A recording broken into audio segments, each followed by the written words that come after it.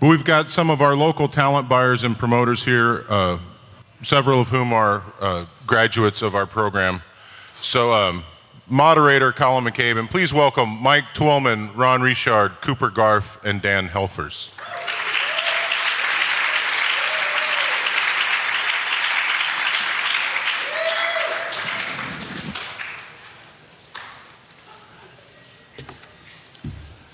Hi. Cool. Can you guys hear me? Rad. All right. So welcome to Forum. You guys are here every week. Thanks. We got 4 really cool dudes here today, 3 of whom I've worked with pretty extensively over the last 3 years or so, and then I don't know Dan as well, but you guys are going to get to know Dan about as well as I am by the end of this, so that'll be awesome. But you guys want to introduce yourselves?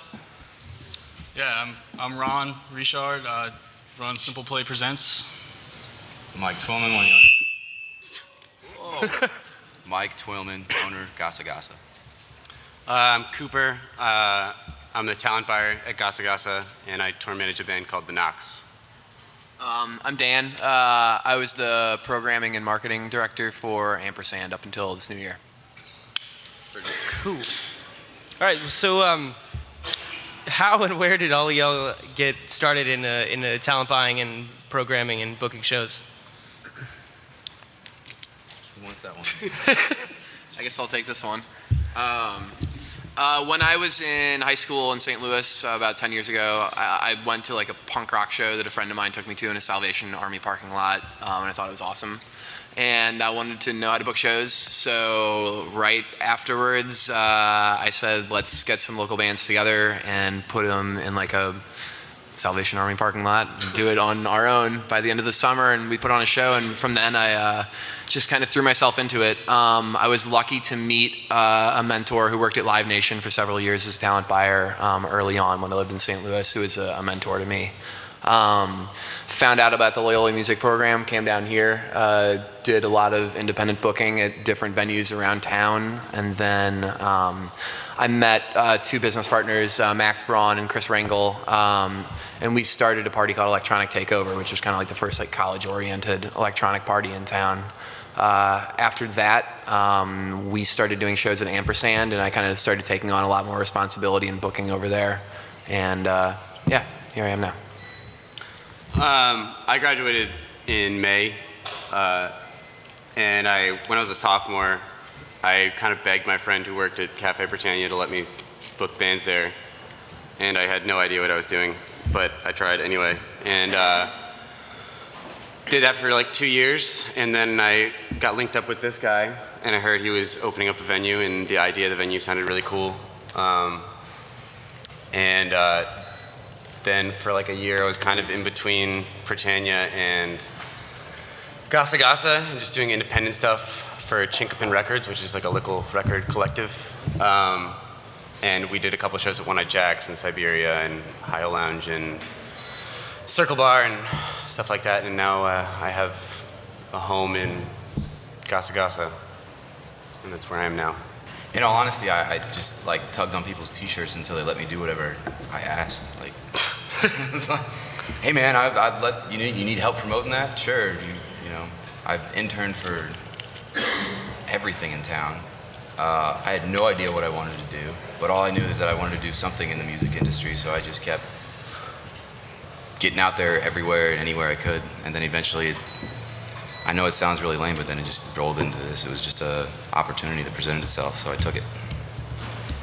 Well, and then Ron, you work independently from any specific venue, though. So how would you say that's different, like getting into that? Well, I actually started out, we were trying to sell t-shirts after the storm. And we came back to New Orleans, and we threw a show at the Shiloh, which is now 45 Chop. It's a small dive bar. We booked Sage Francis for that show and ended up making double the amount that we made on the t-shirts. So I was just like, kind of kicked the t-shirt thing aside and started booking. Cool. So how did you start forming relationships with people to start booking the shows? So I started out at the Dragon's Den doing their promo, doing their flyers around the Marinee and the Bywater. From there, I just networked, met the right people, got into doing shows at Tipitina's, One Eye Jacks, and now I primarily book out of One Eye Jacks and Gasa Gasa. Colin, I think I can answer one of your questions earlier. You were asking how booking is different from when we got started and how it is now. Yeah, exactly. A pretty good example of that is probably like the infrastructure. So like when I started booking, it was kind of, there was not many music business programs. There were not many internships that were well publicized in music other than kind of like some of the big companies. The way that it has changed in the past just couple years is amazing. You know, when I started booking, I would have told anybody else, just start booking independently and just start making relationships. Now I think that you can get a lot more out of your time with a really well-placed internship. I mean, I would just tell people, it's like now, it's like if you want to get a job in the music industry, you know, you need to inject yourself into that network. You know, you need to do, you know, as much possible networking as you can, and you're going to get to work with some high-level people if you go after, you know, really competitive internships.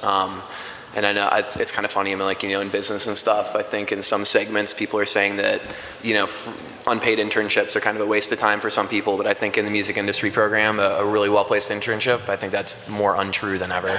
So I think that's the big difference I see now.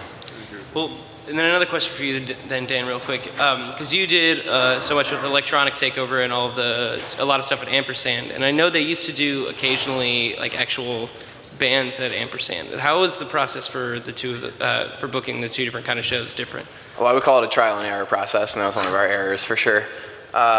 We tried to do live bands at Ampersand. We put in a stage there, which is a good idea because now we can do a lot more production. But at the time, you know, Ampersand was really single-faceted and didn't have that many nights, you know, going regularly. So that's just one of those things. I mean, when you're working, it's, you know, you have to consistently try and change up your programming. You know, if you've got something that's not working, you need to change it until it works. I use Nick Thomas at Republic as an example for that a lot. You know, they had Thursday nights that just went for years and years and years that they were kind of like switching up programming, but they never switched changing it. And now they've got the trap night that they're doing on Thursdays. It does like really consistent numbers. So. Well, then back over to the sort of band side with Ron and Mike and Cooper. What would you say? I mean, you guys. I know you guys do some electronic shows and DJ stuff. But what would you say is different for you guys mostly about booking mostly bands? When I started, I was just working with local bands kind of exclusively, and then that was a lot of like word of mouth, just talking to people at Loyola and bands that I just knew through friends and stuff like that. And then I kind of just wanted to expand it a little bit. So then I started reaching out to friends who I knew in, you know, Memphis and Nashville and Hattiesburg and Jackson, and just emailing them and just seeing if they had anyone coming through who needed a show at Britannia. And then just kind of building off that, I started emailing like national booking agents, like people who represent like, you know, bigger bands that are touring and, you know, blogs and, you know, Hype Machine and all that stuff. And that was a really long process of just emailing people and then never ever getting a response, and then kind of figuring out what they wanted to hear. They wanted to hear that, you know, someone had a good room, that they could book it, and that they could bring people to the show. And then kind of that's where I am now, is I finally have a network of a few agents that I talk to regularly about who's coming through and you know, what shows I'd like to do and what bands of theirs are coming through. So it was about building that structure on the booking end, at least, and just building those relationships that I had with people, you know, agents specifically. Well, then on the whole relationship status with starting your own venue, Mike, how did you start like getting people not just to know, not just the fans in New Orleans to know that you guys were there and that you guys were putting on cool shows, but how did you get the bands from out of town especially to know you were there and that you guys were the place that you wanted to bring people?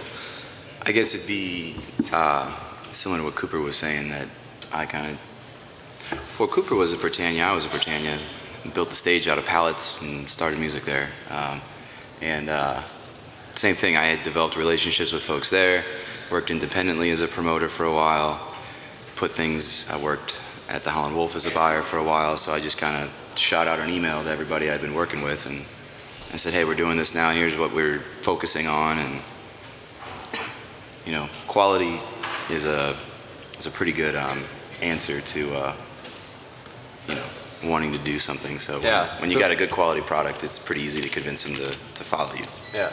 The room itself definitely like sells itself. It's just a really, really nice room, and it's something to get across that agents really want to hear about in New Orleans, because, I mean, so many venues here are just bars that decided they wanted PA and have bands. And so it's really refreshing for, a manager or booking agent here that it's an actual venue that cares. Yeah, people overlook that. Like, Yeah. people overlook how important it is to just put in quality work. It's like to put in 50% extra time on something is going to pay back the dividends so many times over. Yeah, 100%. And I mean, that goes into everything. That goes into relationships with people. That goes into following up with people. That goes into, putting in your due diligence when you're researching bands, Yeah. It's really easy to want to book a band because you like them. It's really hard to not book a band you like because you know that there's not necessarily a market for them, or maybe you like that band for reasons other than that they're a forward-thinking band. Maybe it's a guilty pleasure or something like that. But yeah, that's that you can't talk about quality enough, for sure. Yeah. Right, so I'm going to jump off from right there then towards, the venue's got to be a quality product first off, but also the bands that you guys are booking. So, I mean, I send tons and tons and tons of emails for out-of-town shows and local shows. So, first off with that, how do you guys weed through everything? I know, Mike, you were telling me just Saturday night that, especially with South by coming up, the sheer volume of bands that are hitting you up is debilitating. Yeah. It is. Weeding out finding the good ones is, if you're getting something from an agent you have a relationship with, you probably have a good idea that it's going to be a good one. But there's plenty of cool bands that have a small little boutique agent, or they do it themselves, and they do end up drawing crowds. So, I know Cooper and I kind of research them in a similar way, just to find out what they're doing in other towns, and then half the time you take what they're doing in another city and cut it in half, and that's what they'll do in New Orleans. Yeah. So. Yeah. You kind of develop a filter as you go along. It's like firstly you filter out the badly written emails from bands that you've never heard before that are addressed Dear All. So after that it becomes, I don't know, emails with colored text, with like when I have to scroll more than like twice to get to the end of the email, that's a bad sign. Yeah, no, when there's like more links than there is like words in the email. Facebook message, I don't prefer email. If bands hitting you up through Facebook message, it's kind of it's easy to overlook that. I'll keep that in mind for the future with you, Ron. No, there's definitely a certain set of information that like is really helpful to someone who's booking, like talent buying or promoting or whoever. And it could be from an agent, or it could be from just like a local band or something like that. And if I get one more email that's like, we're this band and we're called this and we want to play at Gasa Gasa, no date, and we need $500, I'm going to hurt myself or someone else. No, but it's good to know what dates you're looking at. It's good to know if you've played here before, or like whatever market you're playing. It's good to know you've played there before. It's good to know if you're trying to line up a bill with other locals, or how many people you think are going to be at your show. Just like those details, and obviously links to your music and stuff like that. But including all that information makes a talent buyer or promoter's job that much easier, rather than having to like find out if you know any locals, if you've played before. It can be the difference in like a 20 email long back and forth and just a one email like, all right, good, we have this date available, and this would fit. It seems like you guys would be a good fit or whatever. It's like online dating. It's like you're not gonna send out a spam email to like 100 women online with like the same message. If you really, really want that show, and if you really want that venue to like you back, then you need to send them like a personal message with enough info and just be straightforward. It's like, don't overdo it, Yeah, short and sweet. If it's too long. Yeah. When I can't tell you how much I appreciate getting a message from a band that says, hey, we saw that you put on shows in this city and we like the shows that you do. When I get something as simple as that, or as a venue, I'm sure when you guys get a compliment on your venue, hey, we like the programming, we think that we make sense for your venue. It takes the guesswork out for you, and you can like sense that they're being like relatively honest from the start. Yeah, definitely. So, this is more of a personal question, but when you guys are digging through emails, like, what is going, I mean, if you're going through your Gmail inbox, how can I make sure you're actually going to open my email? I could what? How can I make sure you're going to open my email? I know it's a loaded question, but There's no, there's no real guarantee. I personally try to answer every email that I get, because I know when I'm trying to book a tour for the bands I'm working with, I don't like it when I don't get a response. So I try to, hit them back. That being said, like he said, if you open it and it's a long, drawn out, 5-paragraph email, I'm probably going to go on to the next one. But I do try to answer every email that I get from bands. Yeah, definitely. We certainly try to, and sometimes the sheer volume, it's hard to keep up with them. Another thing just to keep in mind too is if you don't hear back when you want to hear back by, don't get upset and send a hateful email. It's a very bad idea, especially somewhere like New Orleans. As soon as you send something to one talent buyer in this town that says something he doesn't like and you're calling him an a-hole because you didn't answer him in 2 days, that email is going to get sent to every other talent buyer in town. I can guarantee you that. Yeah, pump the brakes.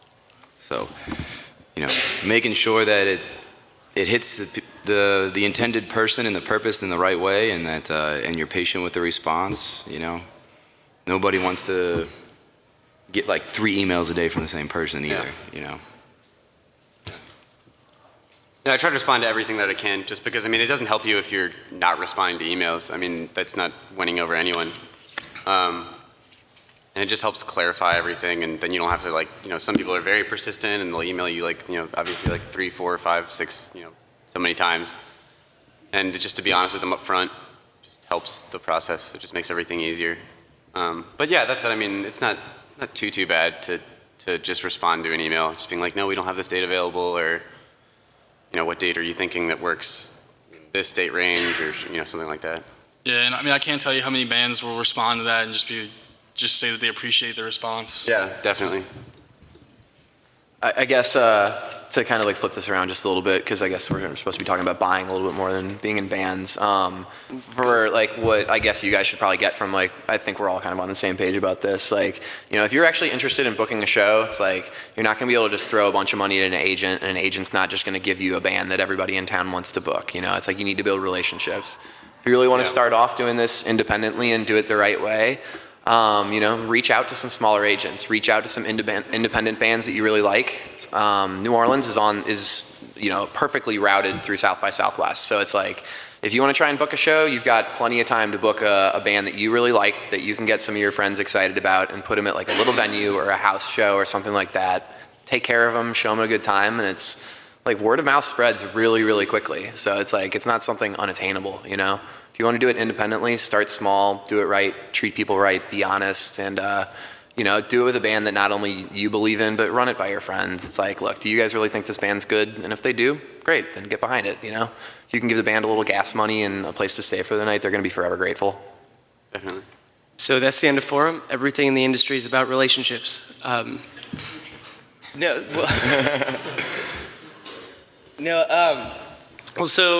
And money. And money. Yeah. Money. If you have money, if you have enough money, sometimes you don't even need the relationships. But Yeah. All right. So, what sucks about running a venue and being a talent buyer? When people don't come to the show. That sucks on everybody's side, though. That's definitely number one. People not coming to a show that you really want to work out or have a lot of money on. That's definitely a huge bummer. Mm-hmm. And in New Orleans especially, that's just completely this scenario you just never really know. You can do as much research as you want here. And at the end of the day, there might be just 5 people show up at your show. competitors getting shows that you really, really, really want. Definitely. That one's hard. Yeah. Otherwise, it's awesome. It's like you got to put a lot of time in. It's like these guys know. It doesn't happen overnight. Buying shows is not. You don't have the glory of being in a band or something like that. But it's there's very little about it. If you really, really enjoy the music and you're booking the music that you like, you're going to find very few people that say that they really like. There's much of their job that they really don't enjoy. Yeah. There's a lot of fun stuff. You get to listen to a lot of music. You get to do a lot of like artist research. You get to work hands-on with bands. You get to learn about production if you want to, marketing. It's all kind of in there. Yeah, I mean, it doesn't just stop at booking the show. You know, there's a lot. Most of it is promoting the show, building the brand, and getting the people to come out to the show. So, you know, they start to relate to your events. They know the show you're going to throw is quality music, something they'd want to see, maybe even if they haven't heard about the band. So just building that brand is one of the most important things. Yeah, definitely. I would say that like the actual process of booking a show is relatively short compared to how long it is. And like for a local band, this is like tenfold important, and it's awesome to see when a local band, you can develop this conversation with them about how they want to promote the show, what they want to do, if they can get involved somehow.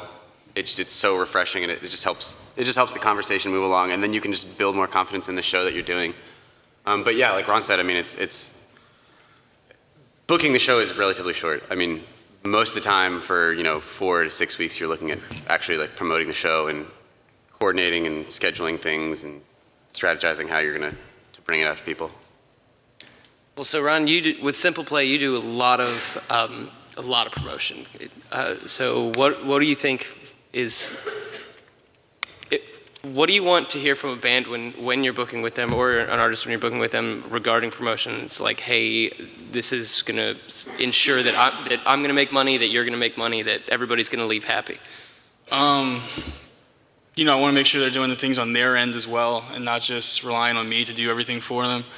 I think it's huge when bands send you, posters for the show. So it's not just, all right, you booked this, go make flyers, handbills. If they're being proactive with it, then it helps you out a lot. And, maybe if the show doesn't do so well, then you know that they're going to promote themselves harder next time, so you'd be more inclined to work with them again. Cool. If that answered that. Yeah, definitely. No, I mean, like when just being like an independent promoter or whatever, it's nice to see a proactive band, and also like just in the initial email, like the initial conversation with them, just to have them describe the bill that they want. These are the bands that they want. We played this venue in the past, and we've had this many people show up this time, this many people show up this time. It just helps gauge everything, and then which makes it just miles and miles easier to help build it, really. Yeah, like promoting the show is definitely what ends up taking most of the time. There's a lot of things that need to be done with more precision execution. Like production of the show needs to be perfect, but you can never do enough promotion. But that's one of those things where it's just this ever evolving art, and like I hate to like frame it like this, but people are almost treated like a currency in a sense sometimes. You don't want to just you can hand out 1,000. You can be like a really boring person who's not excited about the show, and you be getting paid $10 an hour to go stand outside of the lunchroom and hand out flyers for an hour. You can hand out 1,000 flyers, and every single one of those people is going to throw that flyer away, and very few are going to look at it, and even the ones who look at it aren't going to care because the guy who gave them the flyer isn't even excited about it. You find one person who doesn't hand out one flyer, but who happens to be really popular or something, or has a bunch of friends, or who's like a social chair of a fraternity or sorority or something like that, and you can get them to be excited about something right there. You've got a single promoter who you aren't even, you don't have to pay or anything like that, or, that you're treating fairly in some way, that's just excited about the event, People just look at promo, I think, in just such an awful way sometimes. Like they think of it as just this grunt work of just putting up flyers and putting up posters and putting up flyers. But the majority of the time that I spent promoting an ampersand was one-on-one, like messaging with like ravers that were coming to the shows, and I knew all of these kids that came to ampersand on a weekly basis because I would message with them all week long. That was a really valuable part of my job. I knew that was time well spent. You're acknowledging somebody who decided to come out and spend $10 or $15 at your venue and come buy some drinks. I think that's the least that you can do for somebody that's coming out and supporting you or supporting your band. So, if you are involved in promoting a show in any way, be a fun person, put on a great show. Like if your show doesn't go well, don't be that guy like hiding outside because you're scared that it's gonna be embarrassing. Like be the guy who's, screw it. If you're losing $100 on a show, lose $150 at the show and buy a round of drinks for everybody. Yeah. But that's how you make something, you make something good out of, the bad stuff. Like you just got to keep powering through it. You can't let that stuff get you down, but yeah. I mean, like you said, the excitement's contagious. If somebody sees you're excited about your show, they're gonna pump it up too and want to be there. Yeah, absolutely. So as a band, you need to be good also. There's no substitute for being bad as an artist. Nope. So you need to push yourself. Like everybody needs to be pushing themselves, and if everybody can sense that, everyone will get excited about it. All right. So, trying to think of what else I got for you because we're running through pretty much everything I got a little bit faster than I thought we would. I guess the next thing I want to ask you really is, and Cooper, you kind of went into this a little bit already, but when people are reaching out to you and then when you're starting to reach out to other people, what are you looking to see in like press kits or sort of just as much, do you want like as much data as you possibly can get about a band, or do you want to? Not necessarily. I mean, like the press kits that like, you know, come in, like if you're a band, the best thing to do is just have, you know, a link to your music, a link to your, you know, like your socials like Facebook and Twitter, just to show that you're active, like that you're communicating with the fans that you have. And a video is nice. A live video is always nice if you have a live video of yourself playing. I don't know.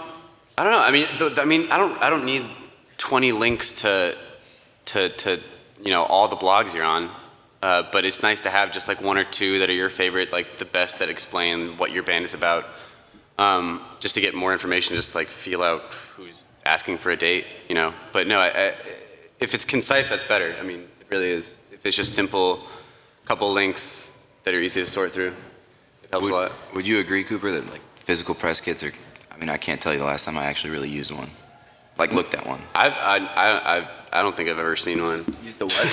It's like A press kit? a physical press press kit. Like someone like email or like email. Well, like when I first came to Loyola, there was like a forum, and they showed us how to make a press kit. Yeah. You know, and the folder and the whole thing. If you mail me a press kit, I guarantee I'll book you. Yeah, guaranteed. I will definitely spend time and look at your press kit for sure if it's physical. And I know that there are venues that say that. They're like, you can send us an email with your press kit. We're not guaranteeing that we'll look through it, but if you send us physical, like a vinyl or a CD or poster or whatever, we'll definitely look at it and we'll definitely consider you.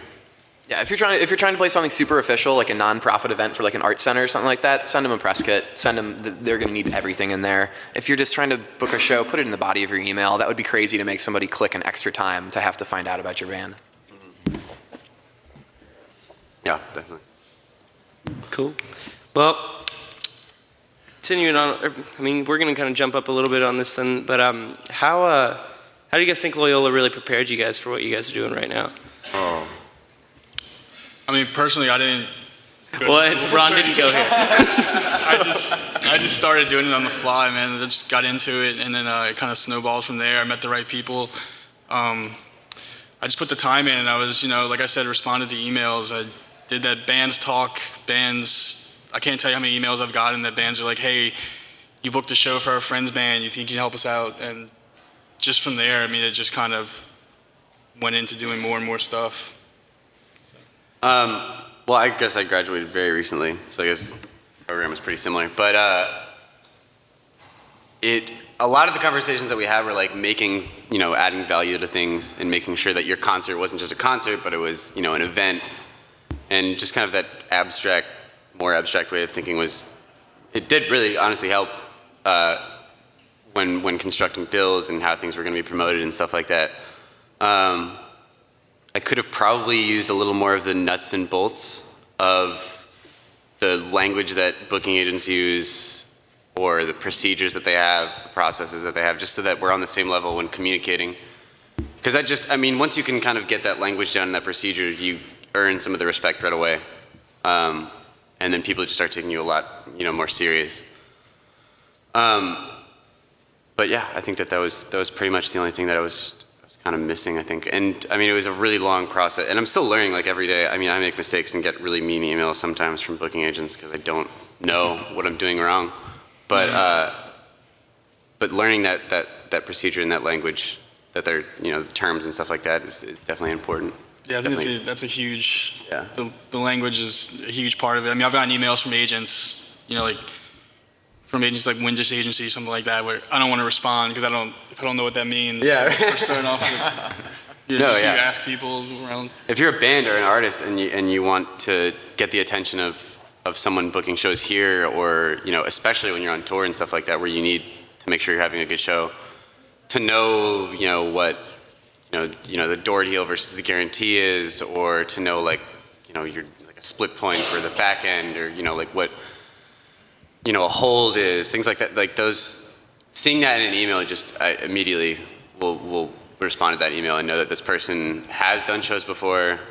They understand the process. They know that this this is going to be a communication and a conversation. It's good to know that too, because I mean, you're going to be signing the contract with most of the bands. Right. Yeah. Exactly. You want to know what you're getting yourself into. Yeah. Definitely. Yeah. It's important to remember a hold is not a confirmation to a show. Someone tells you have a hold on something. That was my first mistake. The first show I ever booked, a band was like, yeah, we'll consider playing the show. I was like, great. I slapped them on the poster and put the poster up, and I get this angry email from them. I'll never forget. I've made that mistake. It's an easy one to make. It's the most common. It's an easy one to make, common. but it's so easily resolved. It's a rite of passage. Yeah. Also, booking a show and then you're so excited about it that you announce it immediately, and then the agent hits you up and is like, we didn't announce a tour yet. You need to take that down. So Yeah. Communication on every single aspect of a show that you're doing with booking agent or promoter and stuff like that. If you're a band or an artist, be 100% clear on what you're doing. Because I can't tell you the amount of times where it's been like, yeah, we might run this special, or we might have this cover, or we might have like a discount for these kind of people, and they just like take that as like, set in stone, and then they go around and promote it like that, and then you have 50 or 100 people looking for their free PBR, and it's not there, or something like that. And the body of an email is okay. I mean, if it doesn't all have to be a contract. I don't always require a contract, but I do require the word confirmed in writing in an email somewhere, because until you see that, you don't have a show. And that's a real easy, like Dan was saying, easy mistake to make. And then as soon as it's confirmed, the next questions that should be on the artist end is you start asking to advance the show. What time do I load in? What is the cover? Is there a difference in cover between day of show and pre-sale? Where do I park? Just any of that stuff. Yeah. I mean, Cooper does a lot of that on his tour managing stuff. But that's another like kind of cadence in the whole process that really helps show that you do know what you're doing. Yeah. Booking is very like Murphy's Law like that. It's like whatever can go wrong will go wrong, and that's so true. It's like you forget one little thing like that, and it gives the tour manager like a reason to just be a dick to you for the entire night for no reason at all. Mm-hmm. Like if he shows up and there's no van parking within a block or a half a block of the venue, he's gonna be like, well, what the hell? He's like, you've solved this for me right now, and he'll just like, I mean, I've seen tour managers just do crazy things, just sit there like this and go solve this problem for me. I'm like, I have no solution for you, I mean, and that's the worst feeling in the world is when a tour manager holds something over your head because you've screwed up and you know that you screwed up. And it's so simple to get those things right. You advance before a show. They send you the information you need. You send that information back. You review the contract and let them know if you have any issues. And then, night of show, you don't have to be the guy running around like, your head's cut off the entire night trying to fix everything. You can be the person who's actually enjoying their show, connecting with the fans of the show, promoting for your upcoming shows at that show. And you're not somebody that people don't want to be around. It's really important. People don't come to shows because a certain promoter booked them, but people sometimes don't go to shows because a certain promoter booked them, I would say. Definitely. And once you start doing that for every show, no matter how big or small it is, it starts to become second nature. So, get all your advancing down out of the way. And, I mean, it's as simple as to do that. Yeah, well, it seems so simple. Seems simple, but... No, it just helps like smooth out the details. I can't even like explain like the confidence level that goes through a show where it's like there's you don't really advance things. They're not really sure. Mm-hmm. They promote like whatever they think they want to do, and you're on a completely different page. And it's just like from the get-go, everything just feels really uncomfortable. But then if you're working with a tour manager, or if you're working with a band or agent or whatever, and everything is just placed out in front like the advancing and the promotion, and there's really clean lines of communication. It's just really comfy, and it feels nice, and you feel really confident in your show, and you get more excited about the show just because of that.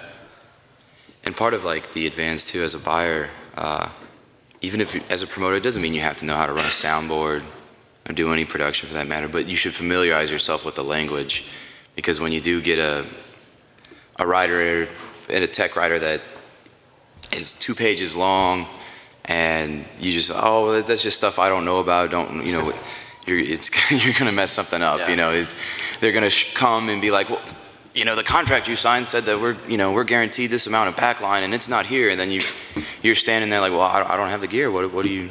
I don't know. Yeah. I mean, so you familiarize yourself with like a lot of production terms and stuff too, because knowing that on the front side, like sometimes it even helps before you even confirm or look at the show or even put an offer in for a show. Look at the tech rider and say, are you traveling with backline or not? Know what backline is, and make sure that like, okay, that's an expense I have to work into this offer, because if you just overlook it, it can really come back and bite you in the ass, and nobody wants that. Like Dan was saying, you kind of look stupid at that point, day of the show. Yeah, definitely.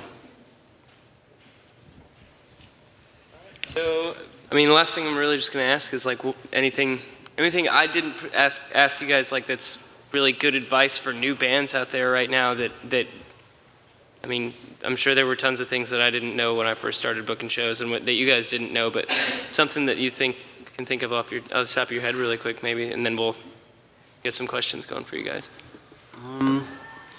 I guess when you're initially approaching like a promoter or a talent buyer, just to know that, just like that clean information to get the idea of what, dates you're looking at, what bands you want to play with, what bands you've like reached out to, past shows you've played, where you've played. Those details mean the difference between, getting the attention of a talent buyer being, taken seriously, or a promoter, and not, sometimes it's just not worth the time to explain that your email with no date just doesn't help, and just putting a guarantee in the first email is just not a good move. Yeah, all that info works, because I mean, there might be 4 other bands looking for the same night. Yeah, 100%.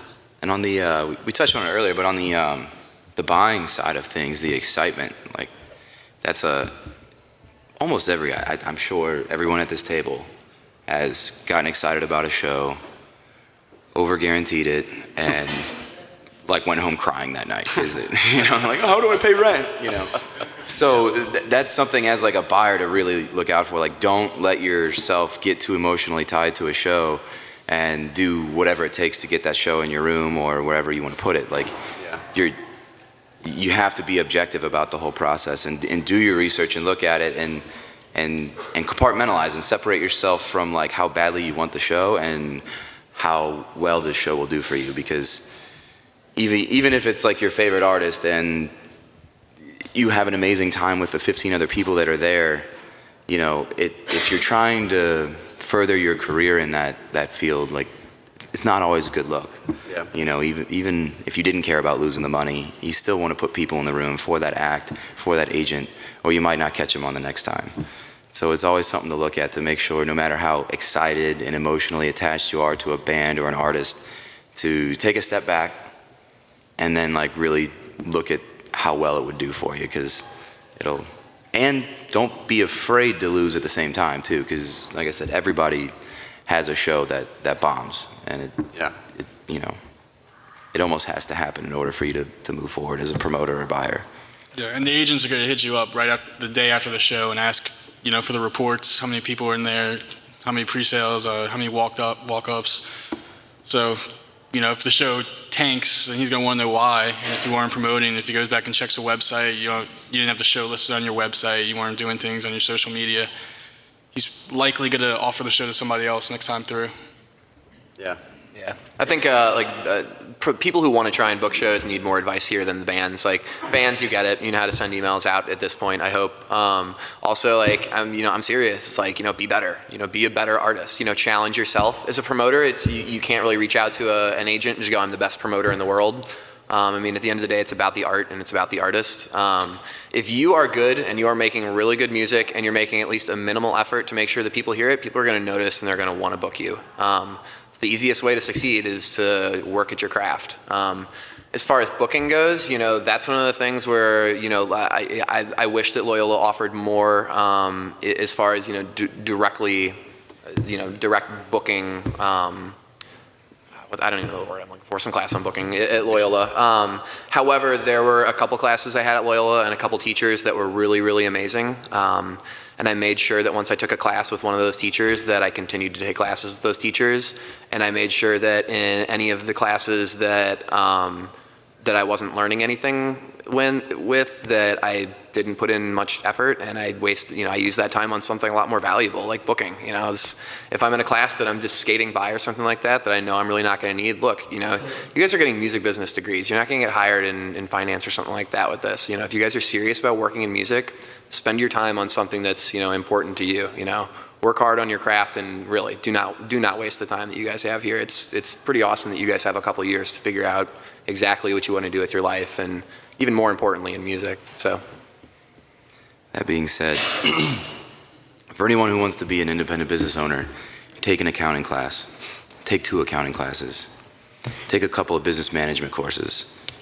Even if it's not part of your major, you're gonna need it. Trust me. If not, you're gonna get yourself screwed. You're gonna owe the IRS $70,000 one year and have no idea why.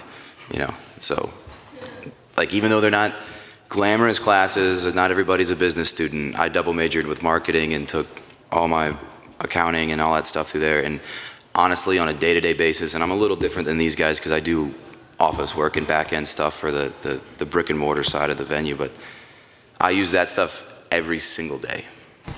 Every day. Like Excel sheets, accounting, all of it. Taxes. It's boring stuff, but if there's any aspect of it that's going to apply to what you want to do, learn it and know it. Because it's going to save you money and time and heartache. Do we have questions, anybody? Usually book one band per night, and if you book more than one band per night, how do you know how many fans come to each act so you know whether or not to book them again? What was the question again? Sorry, the second part. If you book more than one band per night, how do you know which fans are coming for which band so you know whether or not to book them again? That's a good question. Typical lineups usually like 2 or 3. Yeah, no, one band a night is a little, that's not it's situational. It's like you could be booking a Bourbon Street bar and you book one band that plays 2 sets throughout the night. You could be booking a Battle of the Bands that has 10 bands on it. But I think to answer that simply, nobody wants to sit through like 5 bands to see the one band they want to see. I think Right. Yeah. 2, 3 bands. Everyone loves going to a show with like 2, 3 bands. But to address, I think being at the show, like if you're promoting the show, be there for the entire duration, because especially with a multiple band bill, it's pretty easy to see who's there for what and how into it they are. Yeah. If the room happens that it gets packed for this one band and everybody's feeling it, it's hard to not notice that. And then the room clears out when the last one goes on. It's like, well, clearly they weren't here for those guys. Yeah. Just definitely being like more observant and just, short of like putting one of your friends at the door and asking every single person who they were here to see. Yeah. There's no like science to it other than just kind of feeling out the room and just making sure you're paying attention to detail and being attentive while you're there. Yeah, there's a lot of truth to what they say about like the record label guys in suits at the back of the room. It's like you could have the most amazing music in the world, but it's like you need a live show to sell it. Unless you're, I guess, not to say that there aren't a lot of producers in this world that get by with being really technically talented and being behind the scenes, but if you want to be in a band and you want to be a performer, work on that show and just work. People will notice. yeah. Hello. So I guess, with the answers that are, all about like relationships and quality and stuff, are there any like hard data things that you guys look at in terms of like, okay, so this person has 2,000 followers on Twitter, so that means that they might might have these kind of numbers, or this many likes on Facebook. Do any of Yeah, those? like I can give you like a quick like breakdown of my process. I mean, it really is like it's something that can be like taught, in my opinion. You know, like for me, the first thing I do when I hear a band that I like, I go to YouTube and I look for a live video. I try to find something recent that they've played so I can see what numbers they're polling in different markets. I find out what day of the week that video is on so I can see if it's a Saturday in a B market, but they're still doing good numbers. You know, it's potentially a strong band. If it's if they're doing really good numbers on a Tuesday in a weak market, then I know that that's a really good sign. I want to see what websites that I follow are covering them. So I'll do like a quick Google to see if they've gotten any write-ups lately. I'll see if they've got an album coming out anytime soon, because if they got an album coming out, that means they're going to do a tour, and that means there's going to be press behind it. And that means it's usually a good time to reach out to an agent. I have a close group of trusted friends of maybe less than 10 people that I ask, that I really trust their advice. And you put those pieces together. Polestar is another, if you have access to it, Polestar is a website that is basically an aggregate of all the concert results around the country. So as a concert promoter, agents will often ask that you submit your finals to Polestar. And you can sign up, I don't know, it's like $200 or $300 every year, but most major venues will use them, and you can see what artists, what they're averaging with varying levels of accuracy depending on how many shows they've played. There's a lot of hard data that goes into it, and it's like, sometimes it seems really daunting, but it's less guesswork than you would think. And if you get really good at doing the research efficiently, it becomes even less about doing the research, and I think more about just the relationships at that point and really working to put on good shows with an artist and getting it in to get those artists that everybody wants. Yeah. One quick thing about Polestar: don't marry yourself to those numbers, especially in New Orleans. For sure. Other markets, it may make a lot more sense, but that personally, I've leaned on it too hard in the past, and that's when I've had a show where I kind of walked Polestar out is sobbing. very dangerous. It can really crush you if you put too much weight on those numbers. Because what band isn't gonna fluff their tour report when they go submit it to Polestar? Oh yeah, we have. There's definitely no short answer. If you have 20,000 Facebook fans, you're worth 50 people or 100 people or something like that. There's no short answer like that. It's part of the booking process is a lot of research, like Dan said. It's difficult to find a market that's similar to New Orleans just looking here, because there's really not a lot of places like it. But there's a huge amount of research that goes into, what part of the album cycle they're on. Are they getting coverage from, blogs and things like that? Have they played the market before? How have they done? What day of the week? Things like that are huge numbers to structure. At the end of the day, it's going to be reflected in the offer. How much money you're paying for this act, what kind of offer, those things. So all that builds up to that offer initially. Yeah, personally, I would cut whatever numbers I saw on Polestar, I would cut in half when I was making my offer for New Orleans. And to speak to those numbers and the fact that New Orleans is a really strange market, it's exactly why we built the venue the way we did. It's a small room, if you've been there. But if you've played there, you've probably realized that the sound is really nice. We've got a production manager who really cares about what he does. He's very passionate about it, and he does everything he can to make sure that you're comfortable, the room sounds good, and that it's a higher level of production. So when Coopers and I have had opportunities with agents we've had relationships with to get, say, for example, tomorrow, I'm really proud of that show, Sebadoh. That's that was a big book for us, but it's a band that is very well known, been around, and we were able to convince them that, hey, you come here, you're going to get quality production that you're used to on a larger stage, but your numbers aren't going to be as big in New Orleans, but you'll have a sold out show, and it's going to look awesome and sound awesome. Yeah. Definitely. Like Cooper was saying, anybody can plop a PA in the corner of a bar and pack people in there, but providing a good quality production is a lot different, and we took advantage of that being in New Orleans. So on the buying side of talent booking, when it comes to booking artists that you're actually really interested in, but might be kind of reluctant to play at your venue, how do you usually go about kind of approaching them in a way that makes them want to play at your venue? Well, with Britannia, it was an uphill battle, kind of, because it wasn't really a venue. There was no real production manager. The bartenders didn't really care too much about the shows that were there most of the time. So having Gossip was just a huge relief. And if you're talking to the band directly, it's easier to sell, but if you're talking to the agent, they respond to, the fact that you have a new sound system. They respond to the fact that the room is built a certain way to sound a certain way. At the end of the day, it's not just about the money. They want their band to have a good show. And sometimes, if you really want the band to play, you can tell them how good of a room it is. Maybe they're not going to sell so many tickets, but if you really want them, you're really excited about them, then another battle that you're going to have is building that artist market here, and that's definitely something that we do at Gossip. Another easy thing to do is just pick up the phone. I mean, it's not always easy to get an agent on the phone, but it's not impossible. So if you're looking to sell the room or a certain concept or idea for a show with an agent, their number's almost always on the site wherever they're listed, or if you have it's in the signature of their email a lot. Just pick up the phone and get on the phone with them, and that when you can personally sell it and explain it to them, it's a lot easier to get through. It's also really easy for agents to say no via email or just not to respond to an email. So that's a whole game in itself, is getting agents on the phone and cornering them. It's kind of fun. Yeah.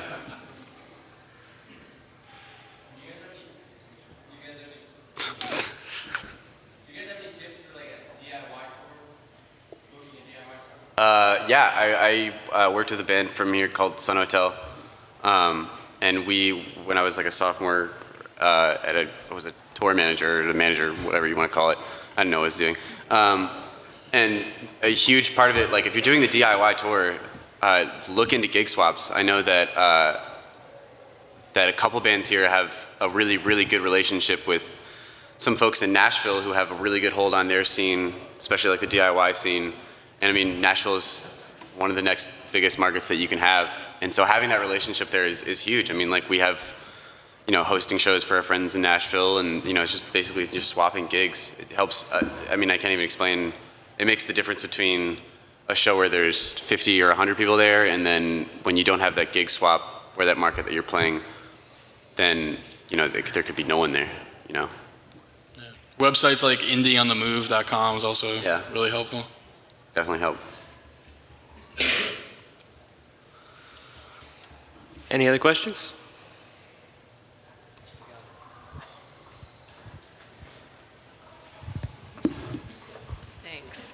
Hey, what's going on? My name's Abby Diamond. I actually have a show at Gasa Gasa opening for Another Friends on Wednesday, March 19th. So I'm looking forward to that. I had a question about artists getting with booking agents. Do you guys have any recommendations about how to connect with the right booking agent, make sure they're right for you, anything like that? That's a really good question. I think that's a really big challenge for most indie DIY bands or whatever you want to call them these days. I think I used to manage a band called Flow Tribe, and I booked them, and I recently passed them off to a bigger manager as well as an agent. I guess I had a slight advantage with the agent thing because I was already working with him via my venue. So it was easy to slide him in and say, hey man, as soon as you got an opening, you should check these guys out. They might be worth repping. From nowhere, just hitting up as a band, hitting up an agency. Yeah, I would say I can't really speak to it. Totally. The agency thing is almost, I don't know why I'm going back to the dating thing, but it's kind of like dating someone. You both want to believe that you're getting a good deal out of it, You want to believe that the person that you're going to be working with is somebody that you're going to want to keep working with. So, for an agent's perspective, you can understand them ignoring an email from an unknown artist without even checking out the music. Sometimes because it's look, they know off the bat that you can't even sell tickets. So how is the agent gonna, sell you to a venue? Other times, I'll use Lord as an example. Lord's booking agent is Tom Windish, who runs the Windish Agency. It's kind of a boutique agency, but Lord had an interview recently in Rolling Stone where she talked about, liking she liked the whole environment of it. She liked the work that Tom Windish does. Tom Windish has a really good reputation in the industry.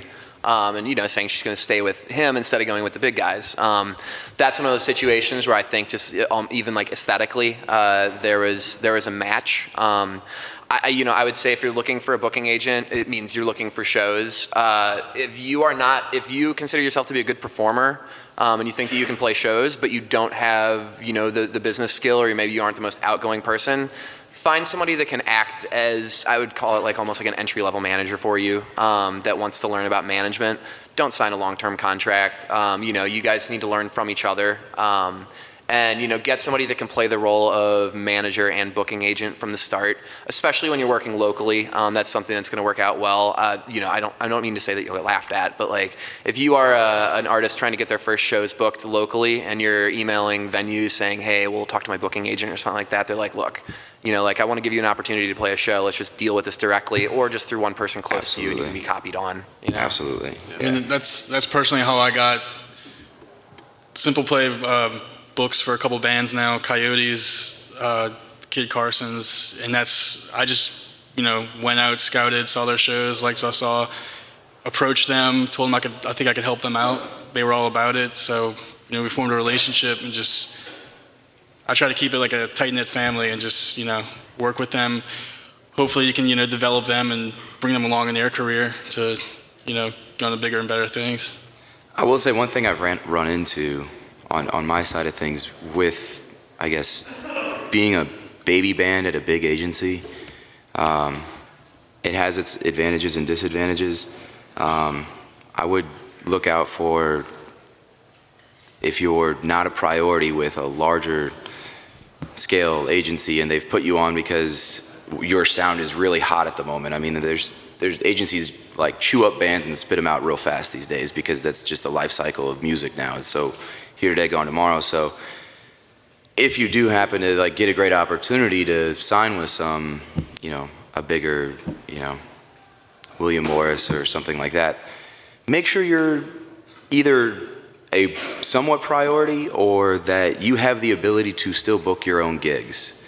Because at the end of the day, if you're not a priority and you need money, why would you give 15, 10% of a show that you could have booked yourself locally that you're bringing out tons of people to? Why would you give that away when, to an agent who's not even going to book you any shows? Exactly. Like, or even an agent like on some of the bigger ones, half the time when you're on the bottom rung of their totem pole, like they're just hitting up places that they put their bigger names in and giving you the shittiest door deal that they get from the venue, and the venue's doing it just because they're appeasing the agent because the agent has a bigger act that they want. So there comes a certain level as a band, if you can get out there and make a good amount of money on your own, take advantage of it and try not to sign something where every single show you do has to go through this person, because there's a fine line to it. I'm not saying go DIY all the way, but just watch out for it, I guess. That's kind of funny. The other side of it, though, if you do find yourself in some ridiculous situation where you're an unknown artist with an agent that has a ton of clout, sure, go for it, because that agent can force all of the venues to book you and say, I'm not going to give you my bigger artists unless you book my developing guys, which happens all the time. And it's like these guys all have to deal with it. Every once in a while, they have to book shows that they don't necessarily want to book. A lot of the time, it's more often than not. When you're really struggling. You get shows that you really have to put a lot of effort into, that you have to really work to be excited about, and that is a challenge. I mean, that's almost one of the most challenging things about it. All right. Well, that's all we got time for today, guys. So.